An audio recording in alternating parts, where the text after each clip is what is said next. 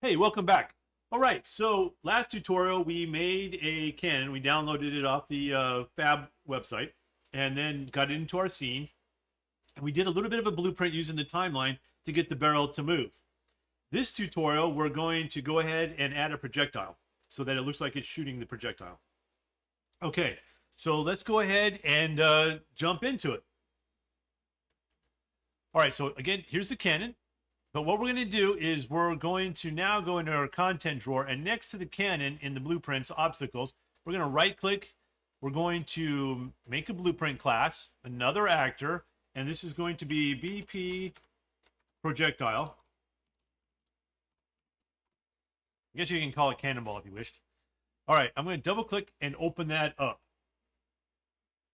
Now, the first thing we need to do, just like before, is actually have something to work with. In this case, we're going to add so we're going to select scene root. We're going to add a sphere, and we want a sphere collision, because first we need a collision. Okay, so that's going to be our collision right there. And I am going to type in collider. So this is our sphere collider. I'm going to drag and drop it on the scene root to get rid of the scene root. We don't need that. With the sphere collider selected, I'm going to scroll down to the collision right here. Right now it's set for overlap all dynamic, so that if a player were to overlap it, you could have it do something in the blueprint. But we don't want that. What we actually want to do is we want to block all. And we're going to go ahead and compile and save that. Now with the sphere collider selected, we're going to add a sphere. This will be just a regular sphere mesh, a basic shape. Now it's much bigger than the collider, so we're going to need to shrink it down. So right here where the scale is, we're going to make this a 0.5 and reduce it down. So now we have the collider around the outside of it, and we have the sphere on the inside of it. I'm going to compile it. Right now it's white and kind of boring because that's the base texture that comes on this sphere. What I'm going to do is I'm going to add a rusty material that I downloaded from Fab. You can do the same thing. You can find whatever material you like for your cannonball. It doesn't have to be metal. It could be some sci-fi looking thing or rock or whatever, but some material that you like. And it's a simple process of just going into your content.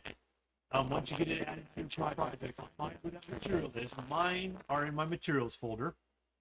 And then this one that I'm going to use is actually painted metal.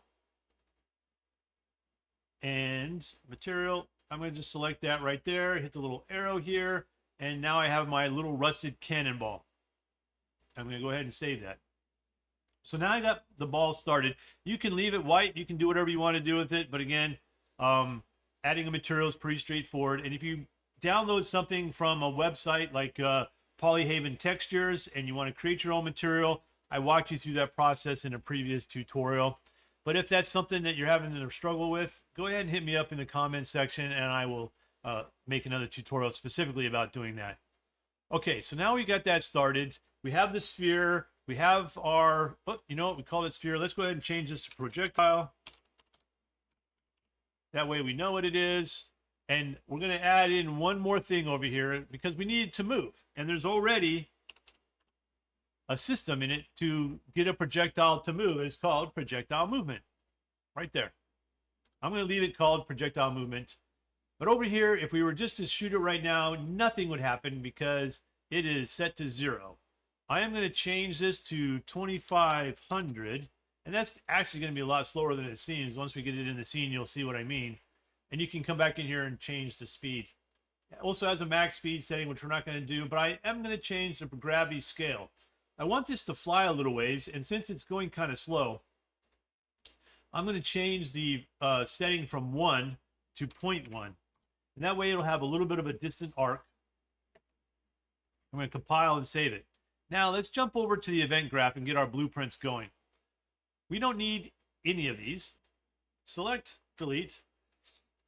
Okay, what we do need though is we need an event hit. So I'm going to right click and type in event hit.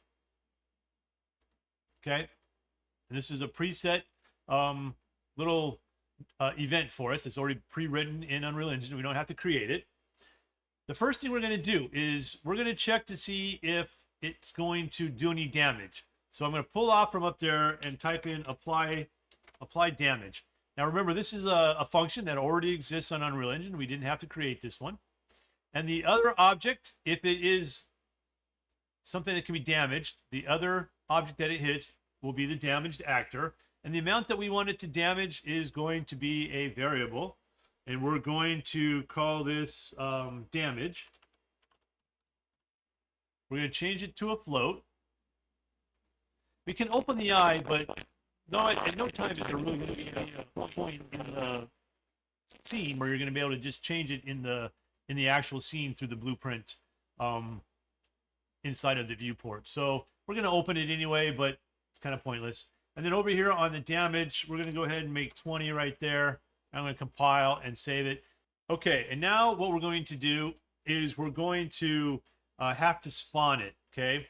So, and actually it's already going to be spawned. We're spawning this in the wall cannon, so when it goes to fire at a certain point, it'll spawn this whole thing. But what we want to spawn in here are the systems, so the little explosion when it hits something and the sound when it hits something. So when it hits something, it's going to apply damage. We're going to get a little graphic of it exploding, and we're going to get a sound. So we're going to use a system because I'm going to use Niagara.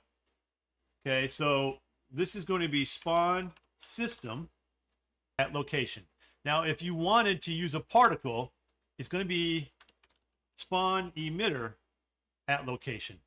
And then this would be for a particle. So if you hover over it, it says a particle system. So it would be something that probably begins with a P underline for particle, but not everybody names theirs correctly. So, but just be aware, if you're going to use a particle, you need this instead of this. Okay, I'll just leave that sitting down here for now. Actually, I'm going to move it a little bit further out of the way. Okay, you know, we made this damage. Let's grab this, get this, plug it in up here, and there we go. Now, the system that we're going to use is actually here inside the content folder. So if I type in explosion, okay, so we're going to use an explosion, and I've got these set up in here that I like. These are actually from a site. Let me go ahead and just select one real quick and then pop this up right here. So these actually are this Korean traditional pattern effect. And there's 250 of these traditional patterns that are available. Just kind of some regular explosions, but you can also modify it so that you get the look that you want, okay? But for this one, I'm just going to use a simple explosion so I don't have to modify it. But when we do the cannon, I'll show you how to modify one to the cannon.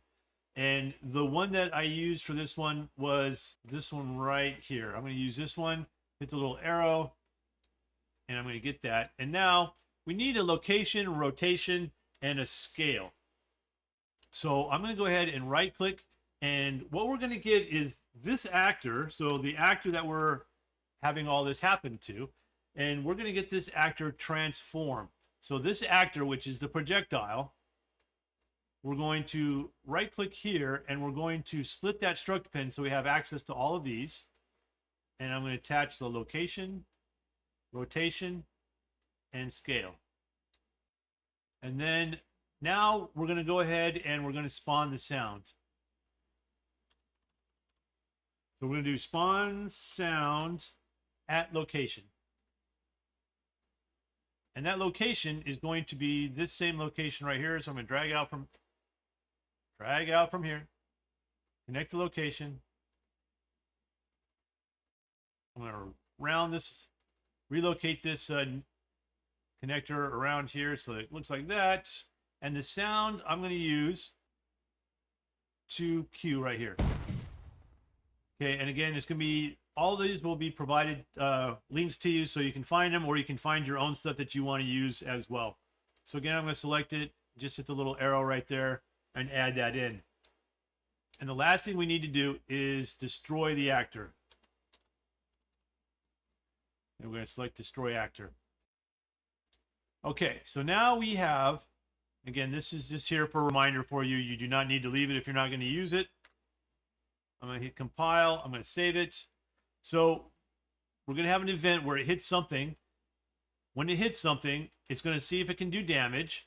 is going to explode with the little spawn of the particle system or the Niagara system.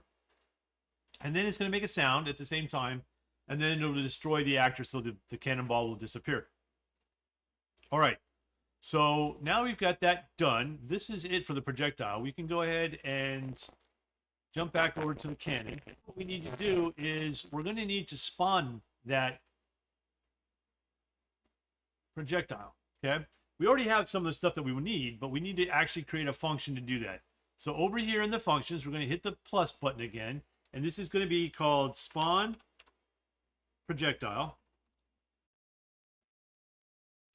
What we're going to do for the SpawnProjectile is we're going to, of course, spawn. So let's go ahead and pull out from here, and we're going to spawn actor from class. So we're going to spawn an actor from class, and that class is going to be our BP underscore projectile.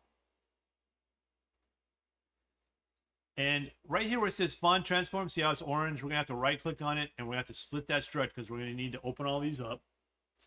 And this place that we want to spawn, remember at the front we put that little arrow?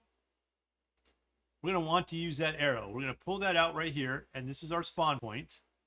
And this time, instead of getting the transform, we're going to get the world transform because we want to spawn it in the world wherever this is located. Not in relation to the blueprint, but in relation to where that blueprint is in the world. So that's why we're using get world transform. And also this struct, I'm going to split that. And the reason why I'm splitting it, because we could have just done orange node to orange node and it would have worked just fine. But we're going to do something with the scale. So I'm going to pull this up a little bit. I'm going to connect the transform. I'm going to connect the rotation. And then down here, I'm going to add another float, another variable. And we're going to call this projectile scale. Okay. Open that eye up. Compile it. And we're going to start with the scale being at a default of 1. Compile and save it. Pull this out. We're going to get that, and then we're going to plug it in here, and it's going to change. It'll give us a little node here to automatically change it for us to the right transform scale, to the right format, data format. All right, and now the thing that we're going to want to do is we're going to want to spawn a sound at the location, and it doesn't matter. We can either spawn or the system or the sound. Let me go ahead and spawn sound. Okay. At location. And that location is going to be this location.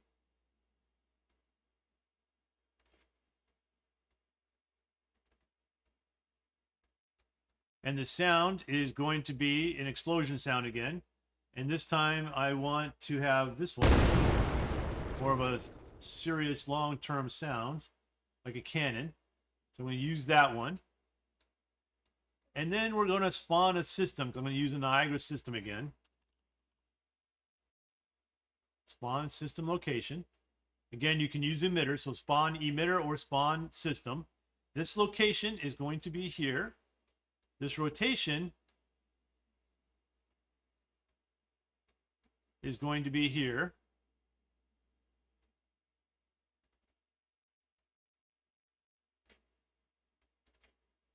I'm getting out of control of my mouse. And scale, I'm just going to leave it at 1. All right, and then the spawn system at location I want to use is actually this one right here. But what I'm going to do is I'm going to modify it. So I'm going to select it. I'm going to do Control D, and at the end, I'm going to just name it Explosion Cannon Fire. Okay. I'm going to double click and open this up. Now this is a Niagara system, so it's got some little nodes inside of it. When we take a look at it, I'm going to grab this one, it's all the way over here, and drag it so it's closer, and move these over. So when we look at it, this actually runs for about 10 seconds. See how long it stays up there? It's long, it's a very long time. So we have to make some modifications. I'm going to pause this here, slide the slider all the way back towards 0. I'm going to grab this red line and drag it down so that it's right around just in front of the 0.5 right there. That Aurora green, I'm going to move it over down here where it says decal and glow decal. I don't want those two decals to show up because they're not going to have time anyway. So I'm just going to unselect them. And what happens is, you notice up here, those two kind of dimmed out. So now they're not visible anymore. I'm going to select this first node. And over here for loop duration, I'm going to change this to 0.4. And I'm going to do the same thing for all of these. So for the loop duration, I'm going to make them all 0.4. You don't need to worry about those two that we dimmed out, because I'm really trying to just make it so that this fires just long enough and sticks around just long enough to be seen, to give a kind of like a explosion to the cannon. Oops, somehow I hid that one. Oh, there's a little check mark on the top. You can undo that too, so be careful. Right here at the top, you can uncheck that and also get rid of it. And then, okay, so let me make sure I got that one. All right, so everything should have had their time turned down. We should have limited that. I'm going to save it. All right, now I'm going to go back to the cannon. With that one selected, I'm going to apply that there. I'm going to compile and save it. Looks like everything should be okay. So now I'm going to go back into the event graph, grab the spawn projectile, and connect it up right here. Remember, that's play from start. I'm going to compile it and save it. And for the delay, we've got that. Okay, so we should be good to go. So let's go back in or hit play. We should. All right, so one thing, I set this up too fast.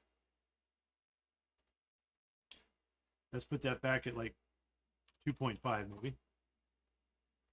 I don't know if this wall actually has a collision on it. So if I select that wall and go to modeling, and then go down to attributes, mesh to collision. There we go. Now we have a collision on it. So let's go ahead and save everything. File. Oh, we got to accept it. File, save all. And now if I hit play,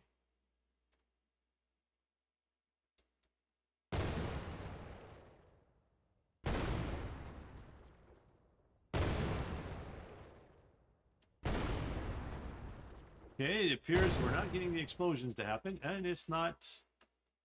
All right, so let's see what we forgot. Well, what I forgot. Let's go back to projectile, because it looks like it's a projectile issue. If I go to sphere collider, did we remember to do that? Oh, huh. Thought we changed this. Perhaps not. So we want this to be block all, and we're going to compile, and the projectile should be, oh. Did I do those wrong? So this one should be no collision for that one. And compile that. Block all, projectile, okay. Don't know what I did, but I lost track, I guess. And now let's hit play and see what we get.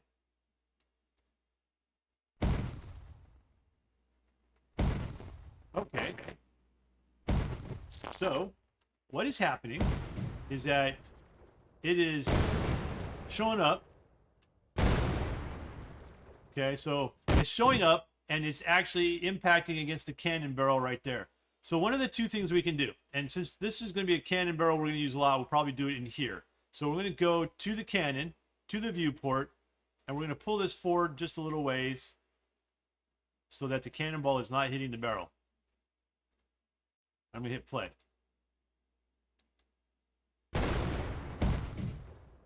All right, success.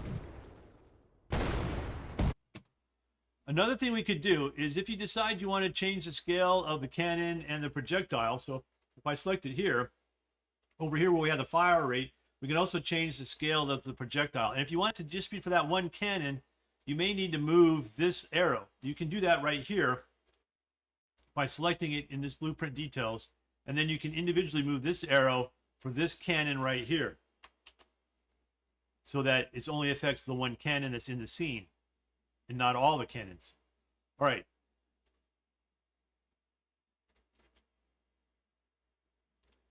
So that's going to be it for this tutorial. We're right at 20 minutes. Again, if you had any issues, any questions, please put a comment down in the comment section. All of the assets that I was using, I will put a link down in the comment in the information section for this tutorial right underneath it, so that you can click on the links and find all the assets that I was using. And in the next tutorial, we'll go ahead and we'll create a volume so that when the player enters in the volume, the cannons will start to fire instead of firing from when we very first start the game. All right, so again, thanks for watching. Make sure you like this video, and don't forget to subscribe to my channel so you can keep up with these tutorials. I'll see you next time, and thanks for playing.